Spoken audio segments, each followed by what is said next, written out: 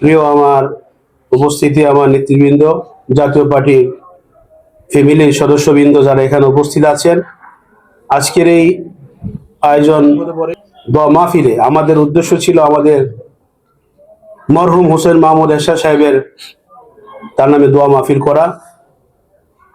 আমরা দীর্ঘ বছর ধরতে গেলে অনেক বছরই এখানে আমরা কোনো একত্রিত হতে পারিনি। আমরা যে একটা ফ্যামিলির মানুষ, আজ আমরা একত্রিত হয়েছি সবাই মিলে, এলাকাবাসীর মানুষজন জনগণকে নিয়ে যে উদ্যোগটা নিয়েছি আজকে দোয়া মাহফিলের, আমরা সবাই মানসিকভাবে অনেক সফলতা আজকে আমাদের মাঝে এসেছে।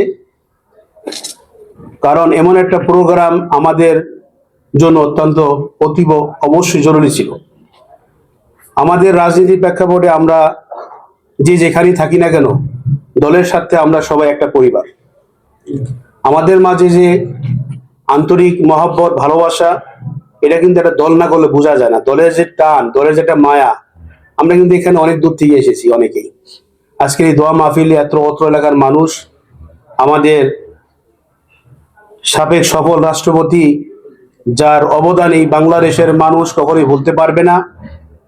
এদেশের দুর্বার রাষ্ট্রনায়ক ছিলেন, এদেশের রাষ্ট্রধর্মক ইসলাম করেছেন, এদেশের 64টা জেলায় যার তার অবদান, গ্রামে প্রতিটা অঞ্চলে প্রত্যেকটা মহল্লার ভিতরে তার যে নাম ছিল পল্লী বন্ধু হোসেন মাহমুদ এরশাদ, তারই হাত ধরে আমাদের মাননীয় সভাপতি হাতকে শক্তিশালী করার জন্য আমরা সবাই একতাবোধ আশা করি এবং একতাবোধ আছি। আমরা আগামী নির্বাচন আসতেছে, আগামী নির্বাচনে আমরা প্রশাসন থেকে সর্বস্তরের জনগণ এবং সাংবাদিক ভাইদেরকে বলবো, যদি এদেশে নির্বাচনে মব সৃষ্টি না হয়, মানুষকে আতঙ্কিত না করা হয়, জনগণকে যদি ভোট দেওয়া, তার ভোট দেওয়ার অধিকারকে বাস্তবায়ন করতে পারে প্রশাসন, তাহলে বাংলাদেশের মানুষ ভোটে যাবে।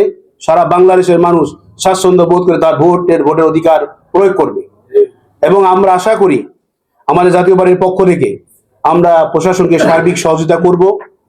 আমাদের পক্ষ থেকে তাদের প্রতি সবসময় আমাদের উদারতা থাকবে। আমরা আশা করি তারাও আমাদেরকে সার্বিক সহযোগিতা করবেন।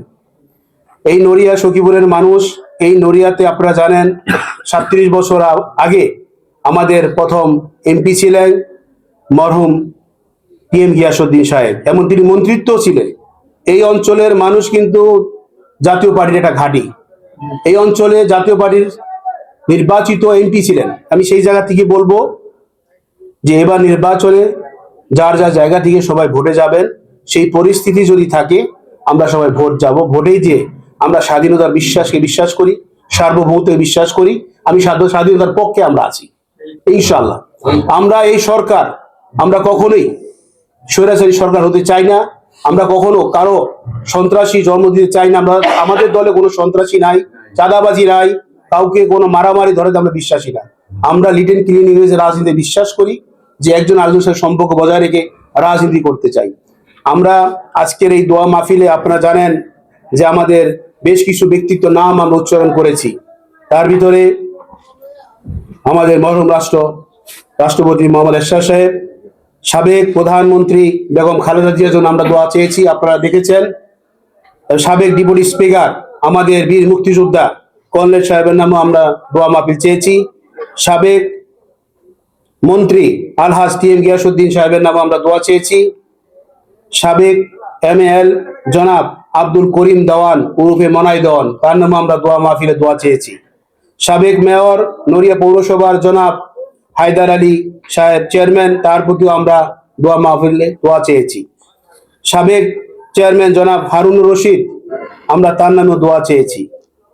মরহুম ইসমাইল হোসেন ব্যাপারী আমার দাদা, সে মারা গেছেন, তার নামে আমরা দোয়া চেয়েছি। এবং আমার পিতা মরহুম আইয়ুব আলী ব্যাপারী, তার নামেও আমরা দোয়া চেয়েছি।